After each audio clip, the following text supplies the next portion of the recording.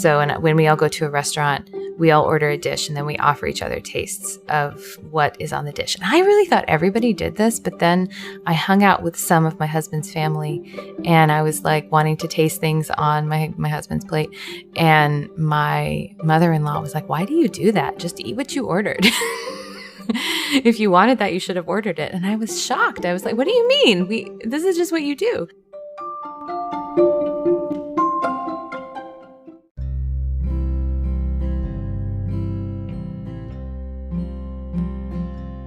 Welcome to Making Polyamory Work. Hi, I'm Libby Sinback, and I want to thank you for joining me today. I'm a queer polyamorous mom and a relationship transformation coach, and I am committed to helping people who live and love outside the status quo have extraordinary relationships, because relationships are at the core of our well-being as humans. I think love is why we're here and how we heal. So, I have to apologize to you all. As of this recording, the episode that I most recently did, the 9 Relationships of Modern Marriage, has had nearly 9,000 downloads. That makes it one of my most popular episodes, it was surprising to me. I didn't actually realize how much people would enjoy my thoughts on that. But my apology is that I forgot a relationship. I did. I forgot a really, really, really important relationship that is part of modern marriage, really part of any kind of modern cohabiting relationship. Do you want to hear what it is? Do you have any guesses? I'm going to let you guess. See if you can guess what it is. And I'm going to just pause for a second. Okay, I'll tell you. It's food. Food is the 10th relationship of a marriage. And I think it's a really important one. It really, some people might say, "Oh, food, that's not really a relationship," but it is. And I want to go over why. Here are some examples. Cooking together. Do you like to cook together? How well do you cook together? Do you both like to cook? Do you share the same cooking techniques? Do you have good cooking equipment, etc.? Some people really like cooking gadgets. Other people, just give me that cast iron pan and that's it. Preferred foods, and I'm not even into dietary restrictions yet, although that's one too. But just what do you love to eat? What is the kind of food you love to eat? How compatible would a paleo foodie be with someone who eats McDonald's for lunch every day? That would be a real problem. And there's nothing wrong with either of those ways of eating. But both people would probably make each other feel pretty stressed out. Also, just your mindset around food. Some people really see food as an essential part of their cultural heritage. Some people see food as just fuel, just like the thing that I use to fuel my body, and they don't really have any emotional attachment to it. Some people see food as a real source of pleasure.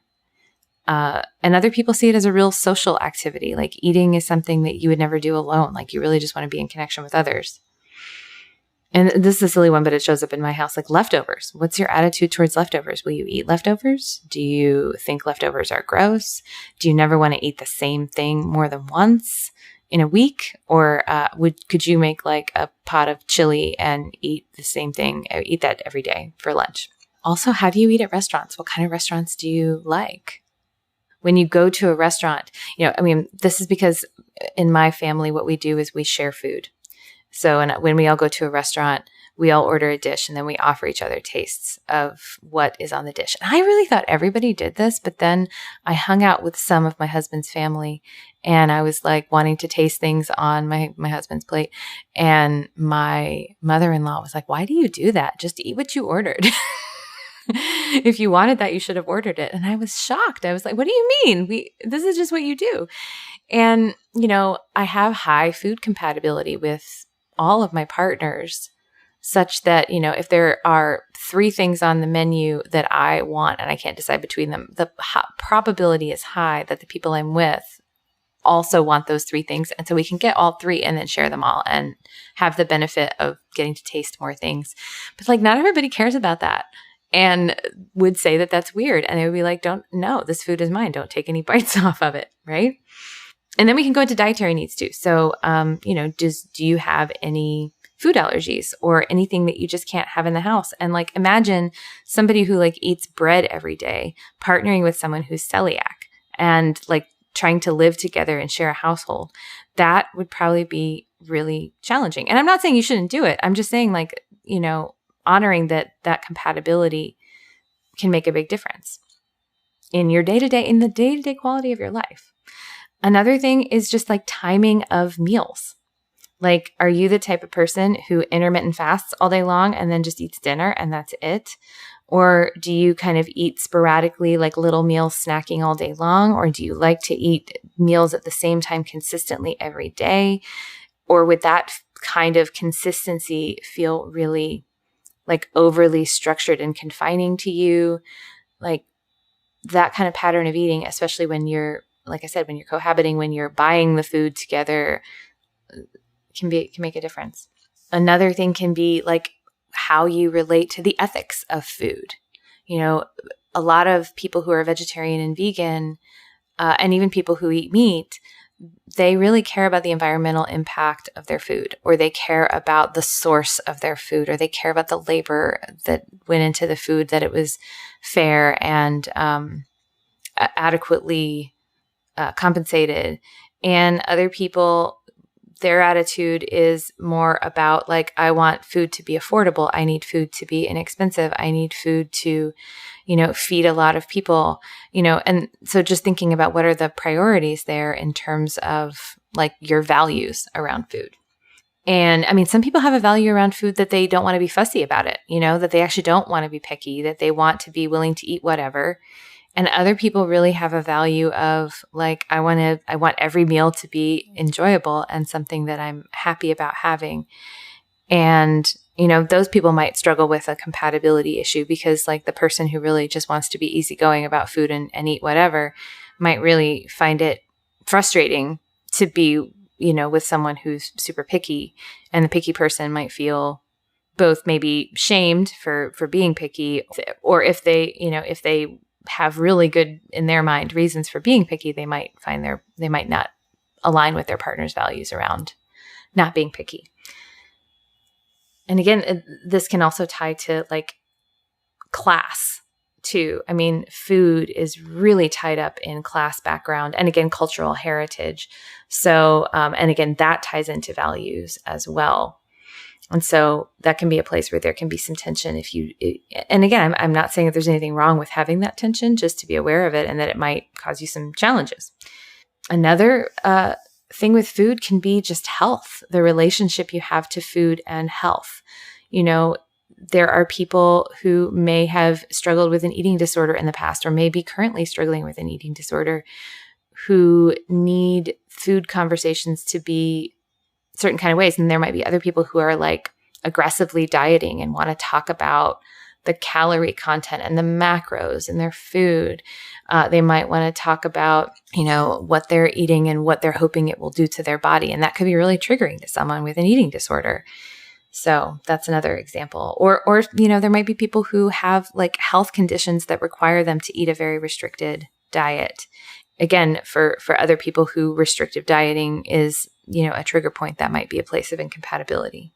And just eating habits too. Like, where do you eat? Do you eat always sitting down at the table? Do you eat in front of the TV? Are you perpetually snacking? Do you eat on the go, in the car?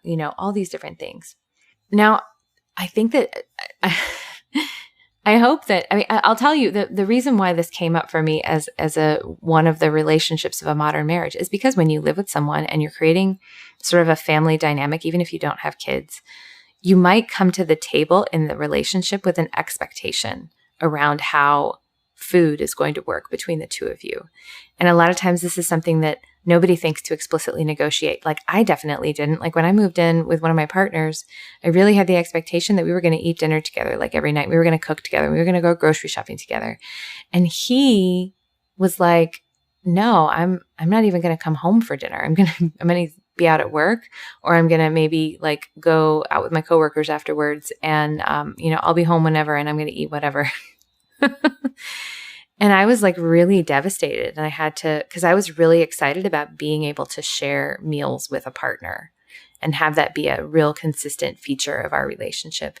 And he really thought that we would just do that on nights where we had a date where we were going to go out to dinner. Otherwise, he was just going to kind of eat haphazardly without any kind of structure. And that was hard. That was actually a tough incompatibility. And again, you can grow into compatibility with each other. But again, I think food is so loaded and so emotional and so tied to so many things, both in healthy and unhealthy ways, that you may find yourself partnered with someone with whom you have a substantial food incompatibility. And you may have to, again, just sort of restructure how that works for each of you, rather than feeling entitled to impose your way on the ecosystem that you're in. And it's a place where, if you really, I've had this happen. So I'm a person who, like, I love the work of health at any size. I love the idea of intuitive eating. And I also think our food system is really set up for people to not have a healthy, balanced diet. And so, like, I hold those two things of intuitive eating really important. Also, our food system churns out stuff that's high in sugar and fat and salt that lights up our receptors in our brain that just make us want to eat more and more and more of it. So it can be tricky to be intuitive about it when the food is sometimes like literally hijacking your brain. But like nobody there are people in my life that just don't want to hear that. They don't want to think about it. They don't want to think too deeply about it. They don't want to hear me talk about, the benefits of the gelatin and bone broth on your guts. There's people who really don't want to hear about that stuff. One of my best friends was like that. When I would talk about food stuff and talk about like microplastics in our fish or, factory farmed meat or whatever it might be, like she was just like, I just don't want to think about that with you. And I really wish you wouldn't talk about it with me. And I needed someone to talk about it with. I really did. I didn't want to feel alone in it. And I think that's where, again, even if you're not polyamorous, like kind of being with the reality that I might need someone in my life that I can share my food culture with, or my food needs with, or my dietary restrictions with, or my values around food with, if that's not available with the partner that I'm living with. Or maybe the partner that I'm living with, I can't live with, because us sharing a refrigerator and a pantry it's just too incompatible. Or, maybe we can live together, but we can't go out to eat together, just because we could never agree on a restaurant that would meet both of our dietary needs. And then there needs to be room to grieve that, but then also get that need met elsewhere. So to sum up, the 10th relationship of modern marriage is, in my view, food. I think food is a majorly overlooked and perhaps underrated vector of compatibility in relationships. And I think in and of itself, food is a relational practice. And my invitation to you is to reflect. What role does food play in your relationships? How compatible or incompatible are the people in your life with you around food? And does that mean anything to you? And how could you potentially make your relationship around food more nourishing? And lastly, I want to invite you, is there anything that I missed around these relationships within a modern marriage? Is there anything else? I realized I forgot food, and I think food's a really important one. Is there anything else? Let me know. Send me an email, libby@libbysendback.com, or just hit me up on social media.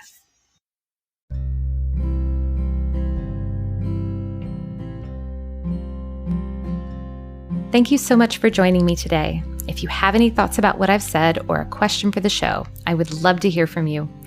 You can reach me via my website, libbysinback.com, or you can connect to me on any of my social channels. I'm on Instagram and Facebook. I'll also say that if you're loving my podcasts, but feel like your relationship could maybe use some more help, this is work I do with my coaching clients and in the Relational Non-Monogamy Circle.